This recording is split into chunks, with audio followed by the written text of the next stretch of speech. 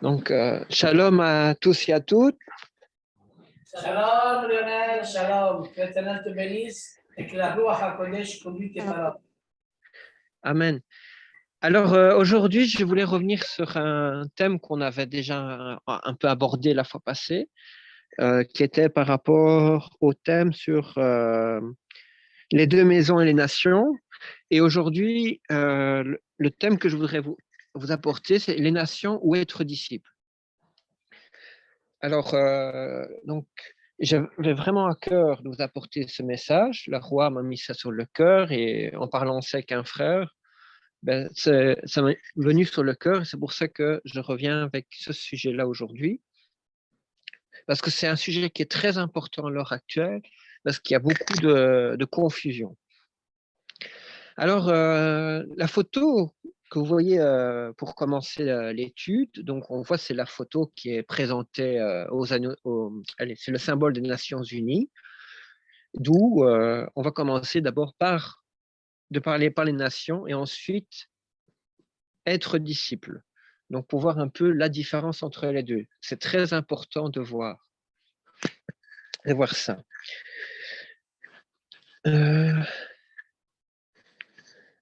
Alors, du coup, on parlait donc des nations et on va voir qu'au niveau des nations, il y a une restauration, un travail qui doit être fait. Parce qu'on voit que les nations sont dans la confusion. D'ailleurs, on voit même sur la première page, vous voyez même que le symbole du laurier, qui est même un symbole, on va dire, même qui était attitré à l'Empire romain, on voit qu'il y a une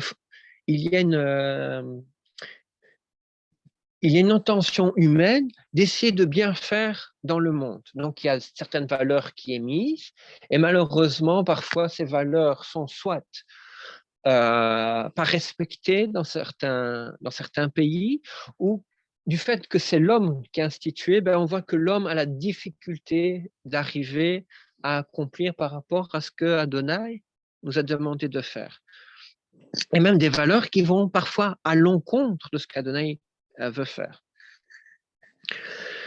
Alors, c'est vrai qu'on parle de droits universels, comme on parle de droits de l'homme, on parle de l'Organisation mondiale de la santé, tout ça, ce sont des bonnes choses, mais comme je viens de dire, il y a une incapacité d'arriver jusqu'au bout par rapport à ce que Adonai veut pour les nations. Le gros problème, c'est que au niveau de la foi par rapport aux nations, c'est que les nations il y a un gros problème, c'est que beaucoup de nations ont une confusion. Donc, au lieu de revenir à Dieu, ils conservent des religions qui ne sont pas à voir avec la Torah. Il y a des religions qui ne sont pas correctes, que Dieu n'approuve pas, et qui sont contraires à la foi à notre Adonai. Et donc, il est très important aussi que les nations puissent revenir à la vraie foi, à la vraie alliance qu'il y a eu avec Noé et tous ses descendants jusqu'aujourd'hui.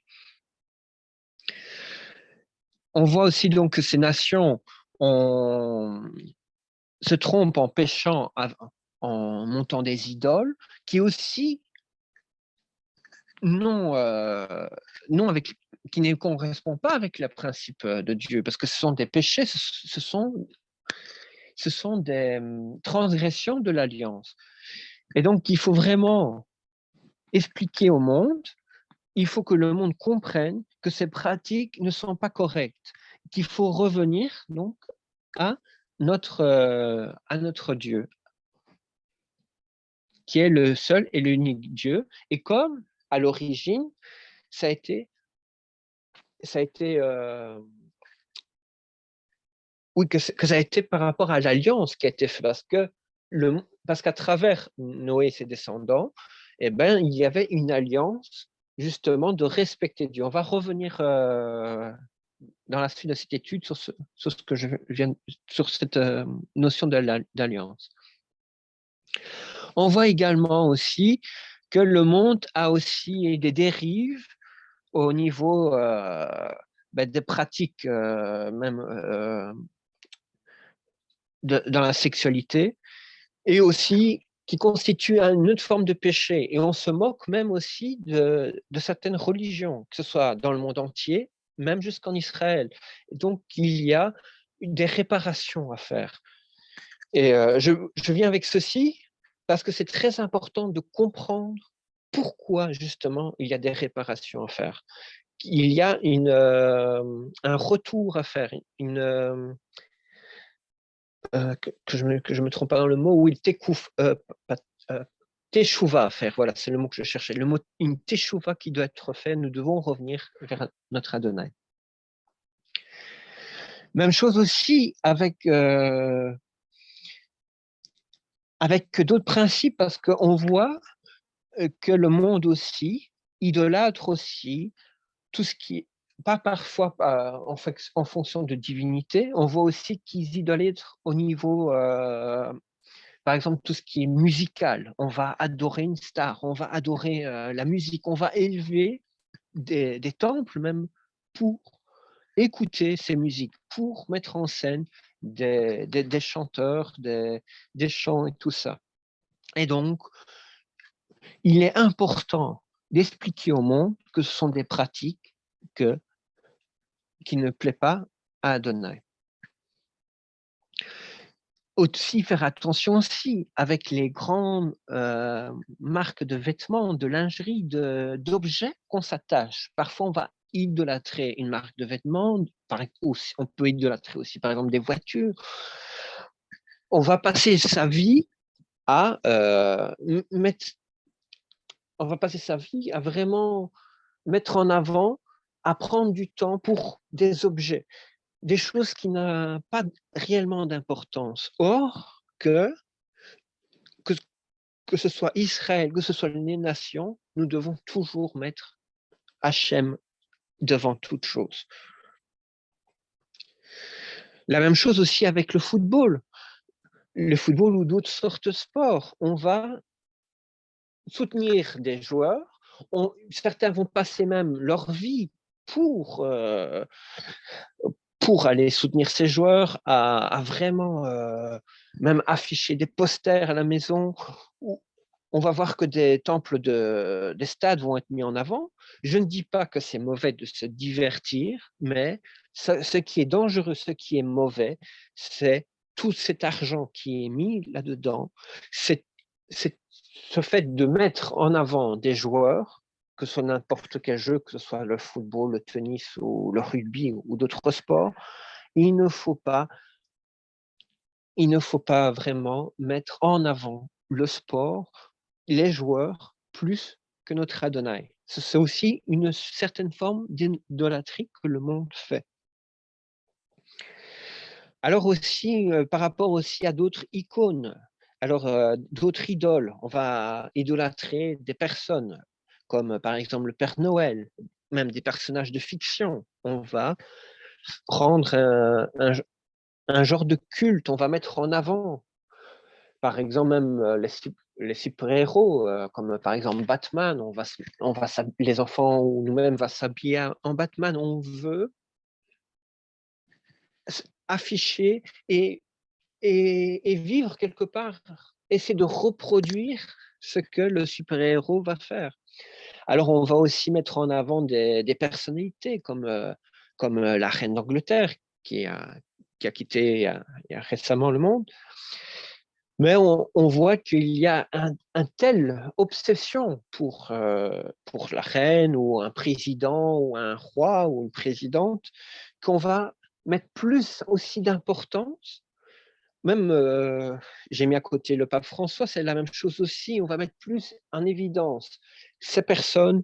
C'est aussi la même chose avec des chanteurs, des chanteuses, ou toutes ces personnes qu'on va mettre en avant, qu'on va vraiment aimer d'une façon extrême, je vais dire, et qu'on va idolâtrer, et qu'on va même plus passer du temps que devant la présence de notre Dieu.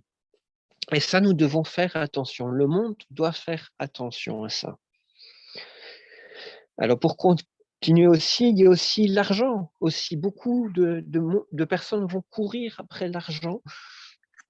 Et à cause de l'argent, on va même écraser les frères, nos frères et les sœurs, parfois même de la foi, ou les gens avec qui on vit dans l'entourage, au travail, ou n'importe où. À cause de l'argent, ça va influencer nos comportements. Et en tant que en tant que disciples ou en tant que nation d'Israël ou même les autres nations, nous devons évidemment faire attention, ne pas avoir cet argent dans nos têtes, mais toujours, comme je viens de dire, toujours Hachem la première place. Nous devons aimer Hachem, suivre ses préceptes et y aimer le prochain. Alors aussi, on voit aussi que les nations vont aussi, il y a certains pays qui vont avoir des dictatures. Il n'y aura pas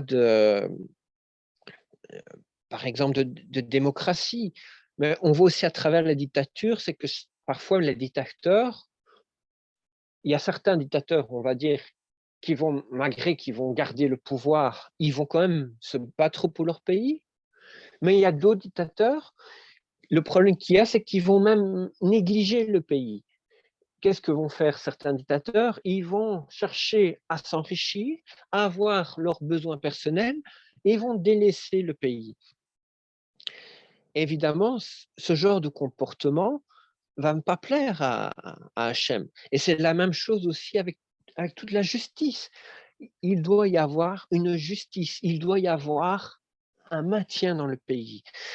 Et ce sont des principes qu'Hachem veut soient instaurés afin que le monde puisse bien fonctionner, que le monde puisse bien être juste envers les uns et les autres. Alors, on peut voir sur la carte, je vous ai mis sur la côté, on voit des nations qui sont démocratiques.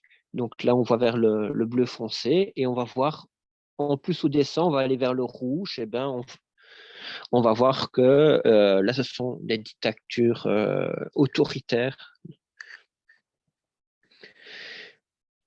Et évidemment, on va voir que souvent dans les pays où il y a des dictatures, tout ce qui est la justice ne sera pas respecté. On va voir que on va voir que le bien-être de la population va être négligé. Alors, on va voir aussi que les nations ont procédé à des génocides, il y a des guerres aussi, parfois même pour des raisons qui sont incompréhensibles. Ça va créer des souffrances chez les peuples, ça va créer des souffrances chez les enfants, ça va créer des générations de personnes qui vont avoir des difficultés au niveau mental, au niveau physique. Et ça, le monde doit se débarrasser, je vais dire, oui, de tout ce qui est ces génocides et ces guerres pour que nous puissions être tous bien et toujours conduits sur, sur les principes d'Hachem, conduits par notre Dieu. Alors aussi, il y a la pauvreté aussi. On voit qu'il n'y a pas l'égalité dans ce monde. Comme on a dit tout à l'heure, certains vont s'enrichir, d'autres vont être pauvres. On va faire même travailler des enfants. Ici, on voit ici des enfants qui vont travailler, or qu'ils devraient avoir accès à l'éducation, pouvoir s'instruire au niveau scolaire, pour un travail, même aussi au niveau de l'histoire de son pays, au niveau de toute l'éducation, et aussi pour la connaissance d'Hachem. Évidemment, là où il y a le travail d'enfant, l'éducation est négligée. On va voir que actuellement dans le monde, il y a au moins un enfant sur 10 n'a pas accès donc à à l'éducation parce qu'ils sont obligés d'aller travailler. On voit qu'il y a 160 millions d'enfants dans le monde de moins de 18 ans qui doivent aller travailler. Et donc, ce sont des chiffres de 2015. Et, et vraiment, il faut que ce monde puisse donner l'accès à l'éducation pour tous les enfants. Il faut que le travail des enfants puisse arrêter, surtout aussi les conditions aussi de travail qui sont pas justes, qui ne sont pas correctes. Alors, on parlait de pauvreté. Il y a beaucoup de pays qui ont encore cette pauvreté. Il y a des pays qui sont riches et malheureusement, la répartition des richesses n'est pas toujours correcte. On voit aussi que la connaissance aussi n'est pas assez distribuée et du coup, aussi les soins de santé ne sont pas aussi distribués. Et c'est pour ça qu'on peut voir des pays qui sont très riches avec des matières premières énormes, mais à cause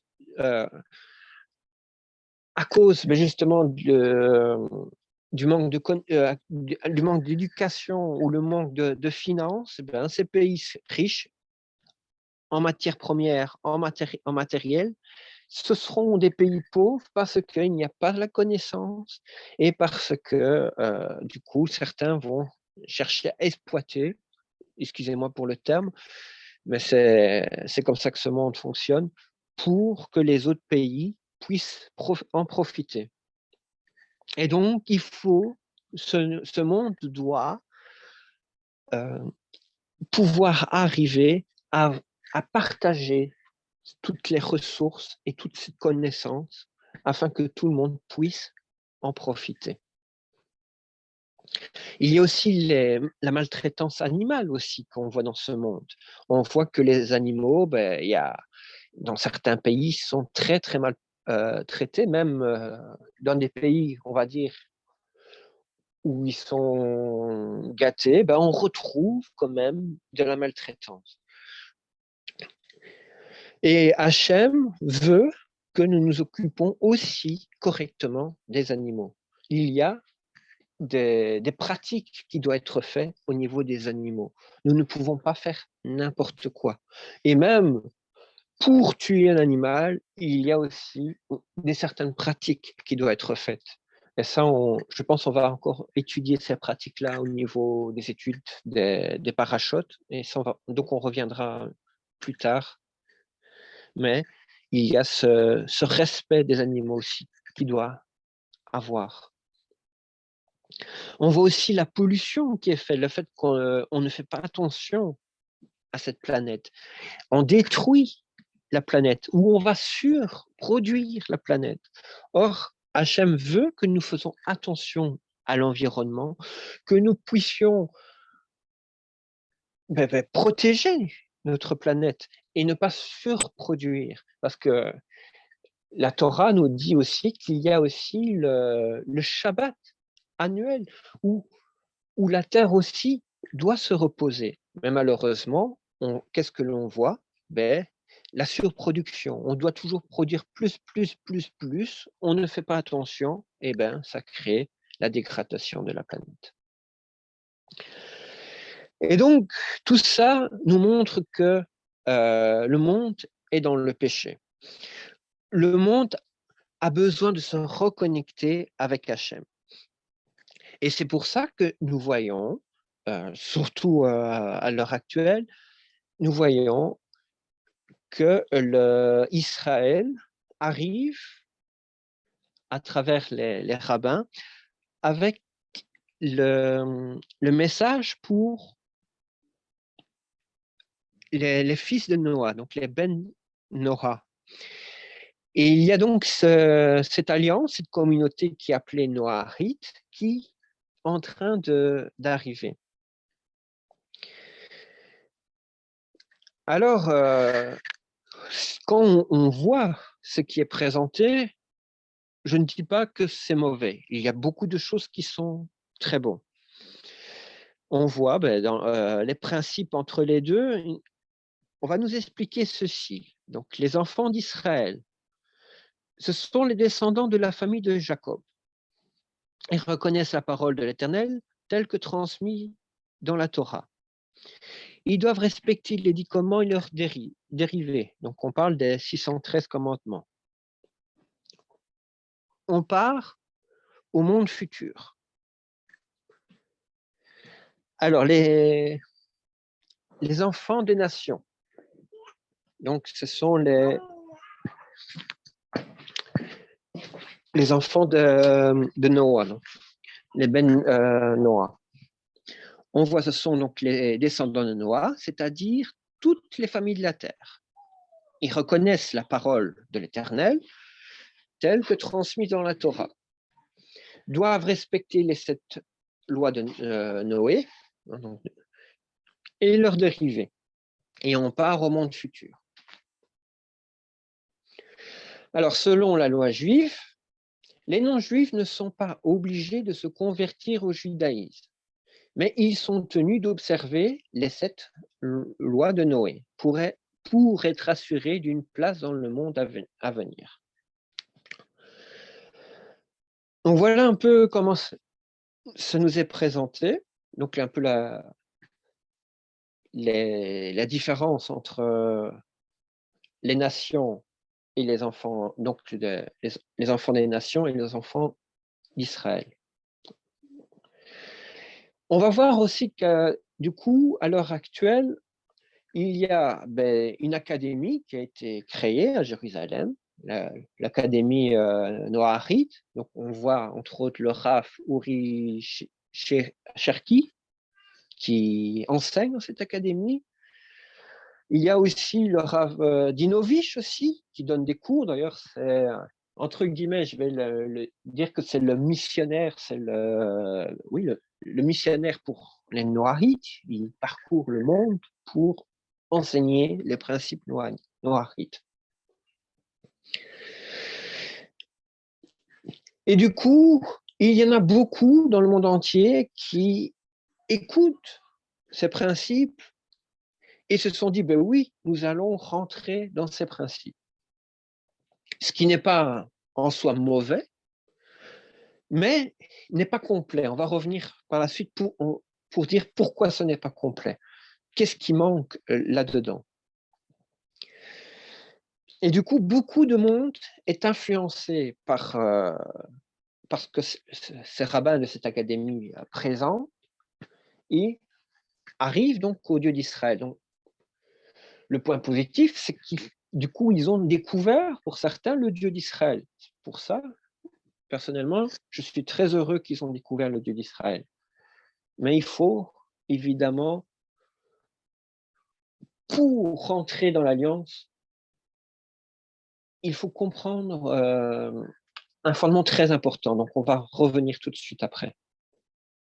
On voit aussi que, du coup, il y a même des mariages norahites qui sont organisés.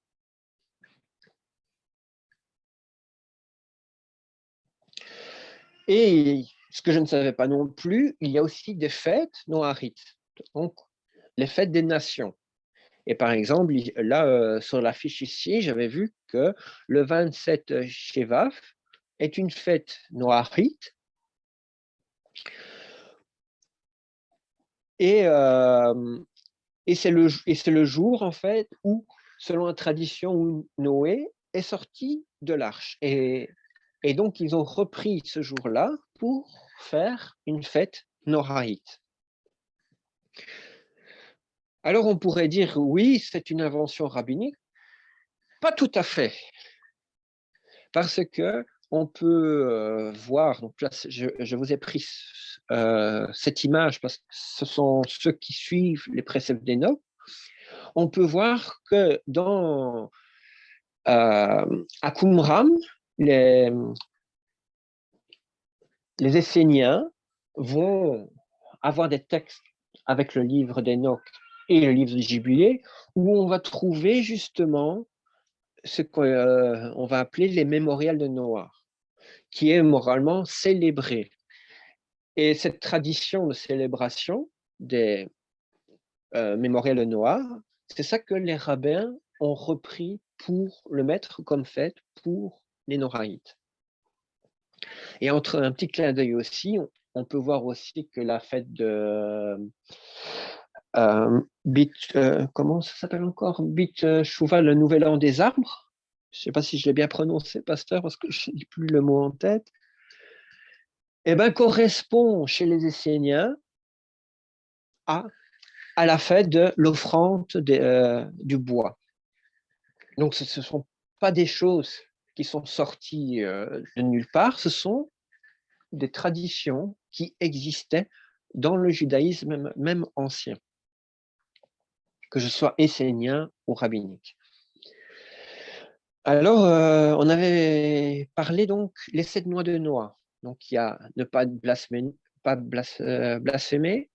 l'interdiction à l'idolâtrie, ne pas consommer une partie arrachée d'animal encore vivant, donc ne pas faire de maltraitance aux animaux, ne pas tuer, ne pas voler, interdiction des relations immorales et instaurer des tribunaux. Pour voir un peu au niveau historique et d'où vient ces traditions, je vous invite à revenir sur l'étude qu'on avait fait la fois passée sur les 2 maisons et les nations.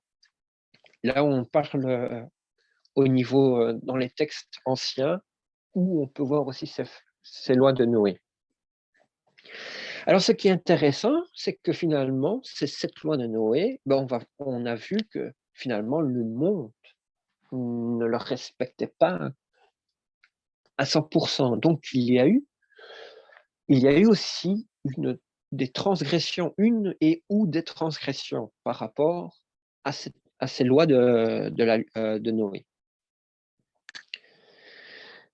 Ces lois de Noé, donc, qui ont été instituées, comme on avait vu dans l'étude Les 2 maisons et les nations, où il nous est dit dans Genèse chapitre 9, versets 9 et 10, où il nous dit « Voici, j'établis mon alliance avec vous et avec votre postérité après vous, avec tous les êtres vivants qui sont avec vous, tant les oiseaux et que le bétail, les animaux de la terre, soit avec tous ceux qui sont sortis de l'arche, soit avec tous les animaux de la terre. »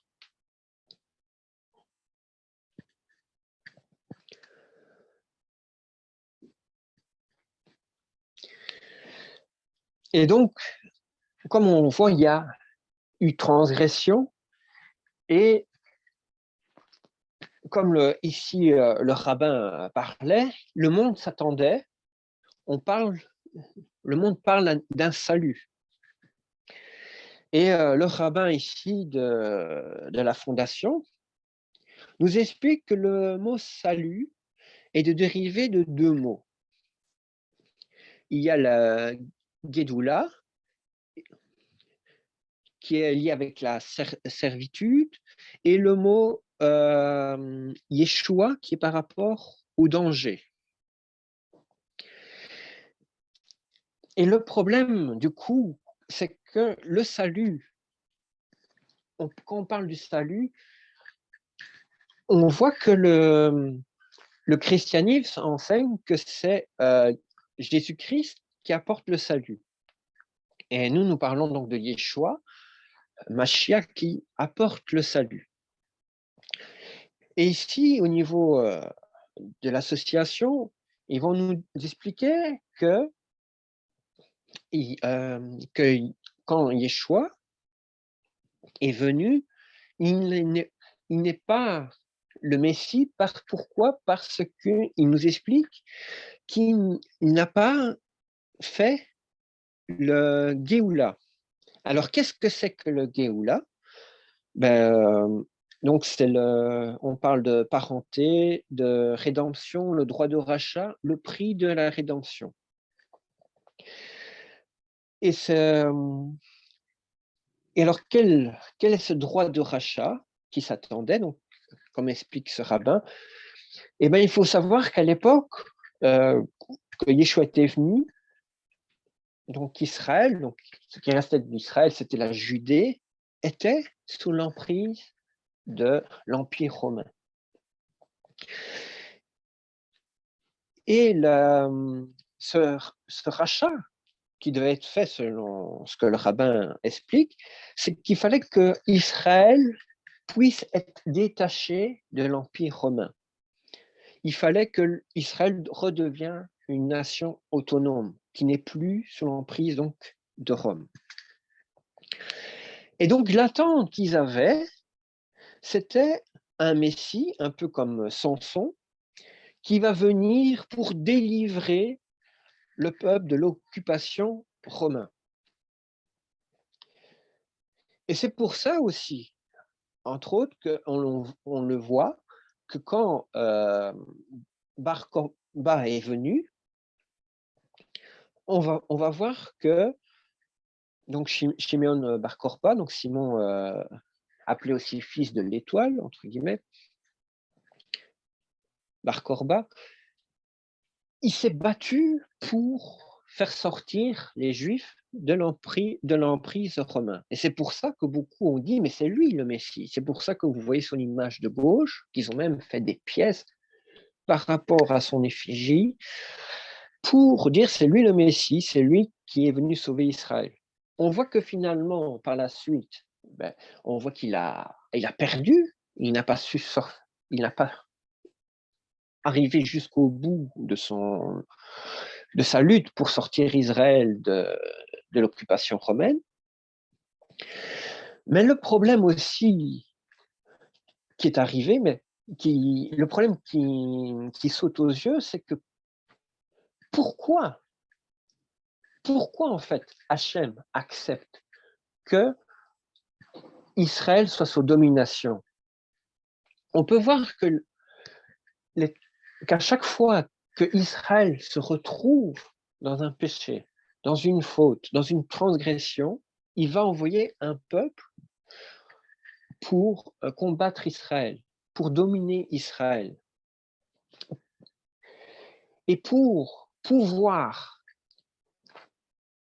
ne plus être cette domination, il faut d'abord faire une teshuva, une repentance. Et donc, il n'est pas utile d'avoir un Messie qui va libérer de l'emprise, donc ici de Rome, tant que le peuple n'est pas arrivé à cette repentance, à cette teshuva. Et c'est pour ça alors que on a vu que l'autre définition du salut, c'est le rabbin expliquait sur son papier, le mot qui sort, c'est Yeshua, qui veut dire le salut, la délivrance. Donc c'est aussi bien-être, prospérité, donc délivrance, le salut par Dieu et la victoire. Et donc quel salut qui va être en avance, quelle victoire qui va être mise en avant, quelle délivrance? Ça va être la délivrance par rapport au péché, c'est le fait qu'on va pouvoir être remis dans l'alliance. Pourquoi je dis remis et pas à 100% la délivrance du péché? Parce que nous ne sommes pas encore tout à fait délivrés du péché. Parce que jusqu'à aujourd'hui, la mission de Yeshua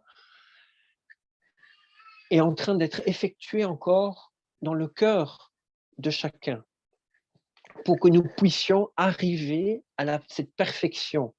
Et en attendant que nous arrivions à cette perfection, mais nous sommes toujours dans le péché. Mais c'est pour ça quand même que moralement, nous devions mourir à cause du péché, mais nous avons l'assurance du salut, que nous sommes sur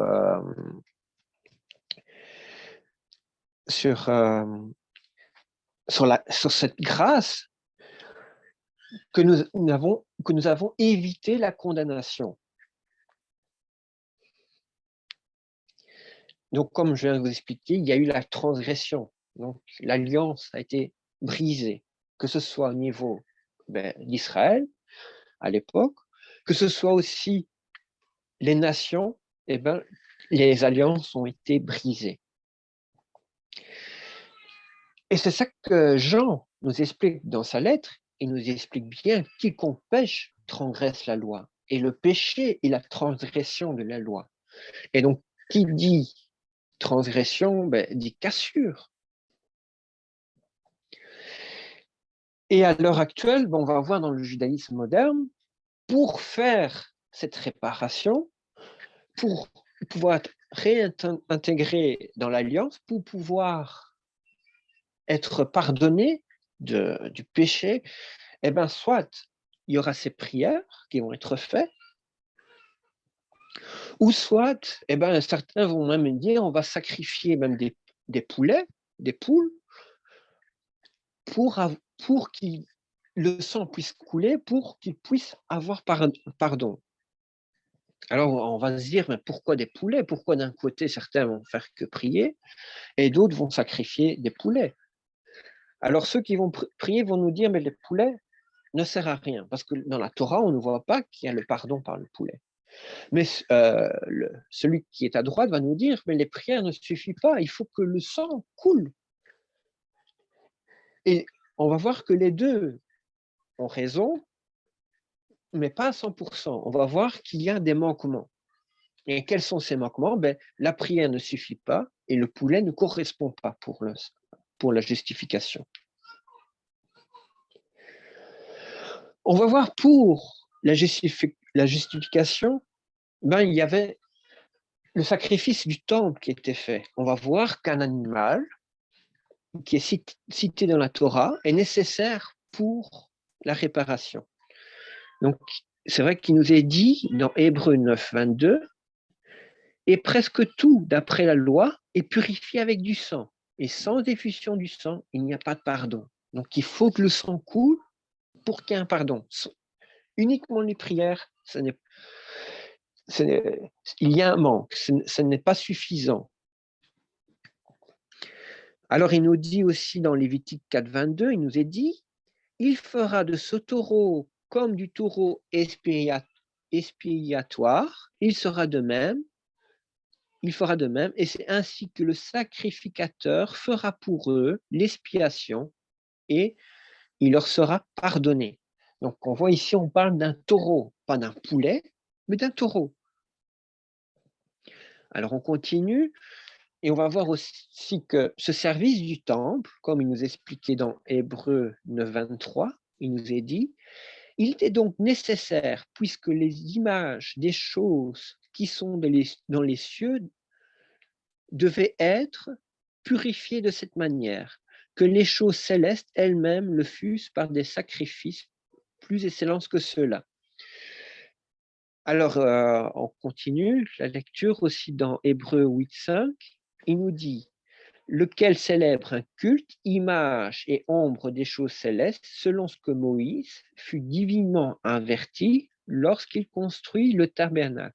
Et soin fut-il de faire d'après tout le modèle qui a été montré sur la montagne.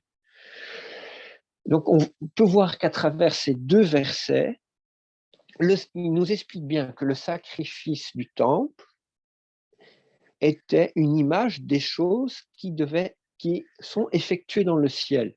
Et qu'est-ce qui était effectué dans le ciel? C'était le sacrifice ultime pour le pardon des péchés, des fautes, pour que nous puissions être réintégrés dans l'alliance. Quel était ce sacrifice ultime? C'est le sacrifice de Yeshua. Et donc, tous ces sacrifices au temple est l'image, en fait, du sacrifice de Yeshua. Et c'est pour ça que, même dans Exode 25, 40, il nous dit, regarde, et fais d'après le modèle qui t'est montré sur la montagne.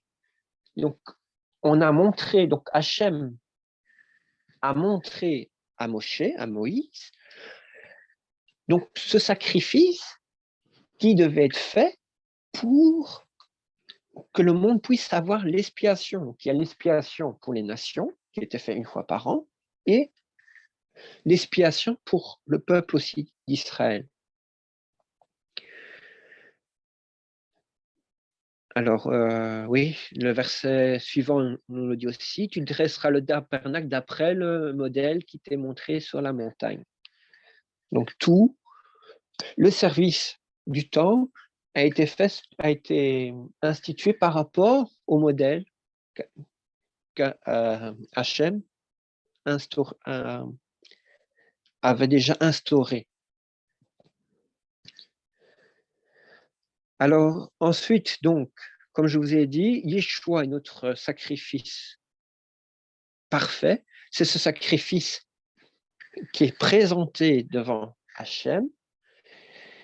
Et ce qui est fait dans le temple, dans le tabernacle, est simplement cette ombre, cette image du sacrifice de Yeshua, en fait. Comme un peu qui nous est dit dans 1 Corinthiens 5, verset 7, il dit « Éliminez le vieux levain », donc le vieux levain, on avait parlé que c'est le péché, pour être une pâte neuve, donc sans péché, comme ce que vous êtes, des azimes. Car votre Pessar a été sacrifié. Et qui est notre Pessar? Le Mashiach, le Messie. Alors, oui. Alors, il nous est dit ensuite, donc dans Jean 12, 47, donc là c'est Yeshua qui nous dit, si quelqu'un entend mes dires sans les garder, moi, je ne le juge pas. Non, je ne viens pas pour juger l'univers, mais pour sauver l'univers. Donc, on voit bien que Yeshua est venu pour, comme on vient de dire, pour que le monde puisse être sauvé à travers lui. Son sacrifice à faire qu'il y a la réparation. Il faut qu'il y ait une réparation de l'alliance. Nous devons tous être introduits dans l'alliance, que ce soit Israël ou que ce soit les nations. Et ça, c'est le sacrifice de Yeshua qui va permettre que cette réparation va être faite. J'insiste beaucoup parce que c'est très important. Alors, il nous dit aussi, dans Marc 5, 34, il dit, fille, ton adhérence t'a sauvé, va en paix, sois assainie du mal qui t'harcelait. Alors, il nous est dit que la fille a été sauvée. Et ensuite, cette fille s'en est allée.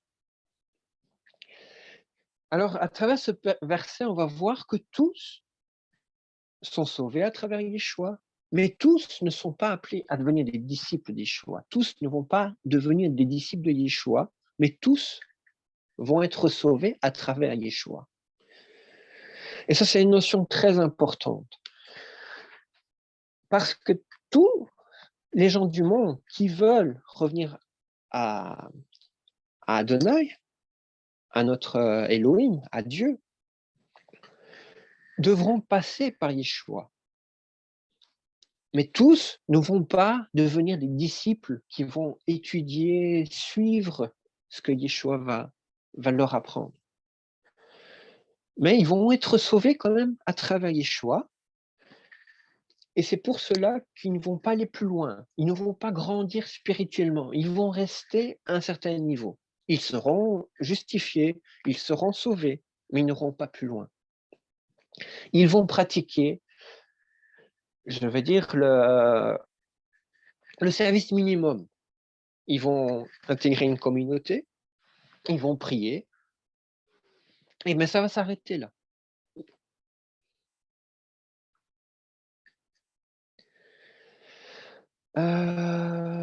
Oui. Alors, pour revenir aussi à ce que le rabbin voulait expliquer, après qu'au moment où il y aura le salut, une fois que tous auront accepté Yeshua, son sacrifice, et que tous auront fait Teshuvah, la repentance, c'est là alors que Yeshua va revenir comme le roi de rois, comme on avait vu dans l'étude anti-Mashiach et le Mashiach.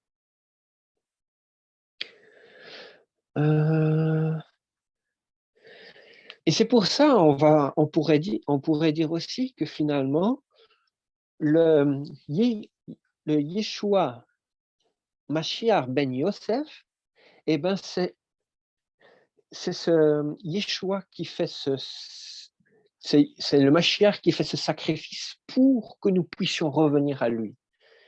Et dans le deuxième temps, c'est là qu'il va revenir pour faire ce rachat, pour que la nation d'Israël puisse être réintégrée à 100%, que tout son peuple va revenir. Et c'est là qu'il va rester et régner comme le roi des rois. Évidemment, pour que la mission du Mashiach puisse avoir lieu à 100%, il faut que les deux fonctions, les deux missions puissent être réalisées. On ne peut pas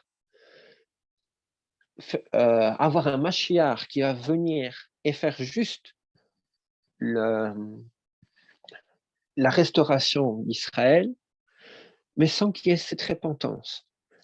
On va voir aussi que du coup, le royaume d'Éphraïm, les 10 tribus du Nord, ne vont pas savoir revenir. Parce qu'il n'y a pas eu repentance, ils n'ont pas entendu la parole.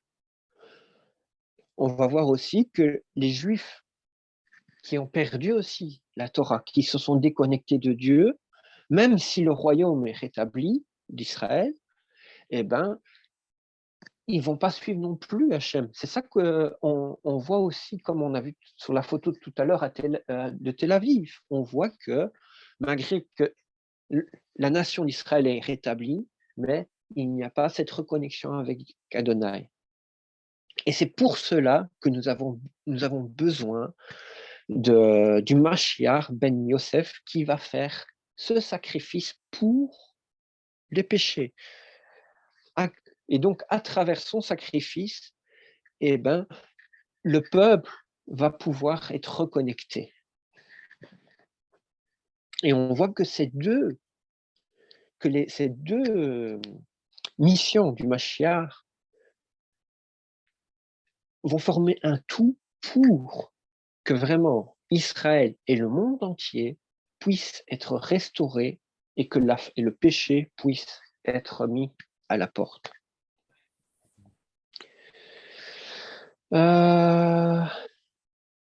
Voilà, et donc c'est pour ça, je vais dire, la fonction de Géloula, que ce rave de ce centre, de cet institut, quand il nous parle de cette fonction du Mashiach, eh ben, c'est la fonction quelque part de Ben David qu'il explique. Mais il faut que ce travail de Ben Yosef puisse être fait aussi. Sinon, il y aura un manque. Voilà. Je pense pour aujourd'hui, on va s'arrêter là. On va continuer la fois prochaine. Il y a encore pas mal à dire. En tout cas, merci de m'avoir écouté et soyez bénis. Amen. Merci Lionel. Amen, amen. Oui, pasteur Lionel. Oui, c'est bien. Le mot Géoula veut dire rédemption, si quelqu'un veut savoir. Hein? C'est la rédemption que le Messie va venir restaurer. Amen, amen, amen, amen. C'est très bien, Lionel, pasteur. Que Dieu te bénisse. Amen, amen. Amen. Merci Lionel. Et le Messie est le seul qui a les missions comme Messie prophète, Messie souffrant et Messie roi des rois. C'est-à-dire ce sont les aspects du Mashiach qui notre frère pasteur Lionel nous a apporté. Ce sont des bonnes études, ce sont des études vraiment approfondies. Et petit à petit, vous voyez, en écoutant, on arrive à cette maturité spirituelle du Messie. Et il ne faut pas rester tout petit, mais il faut grandir. Et pour grandir, il faut étudier la Torah, il faut étudier la parole, il faut demeurer dans la parole, il faut garder la parole. Et ça demande du temps. Alléluia. Prenez du temps pour étudier la Torah. Prenez du temps pour prier. Prenez du temps pour que nous pouvons tous ensemble marcher ensemble pour être une belle famille Mishpacha. Alléluia. Merci Lionel.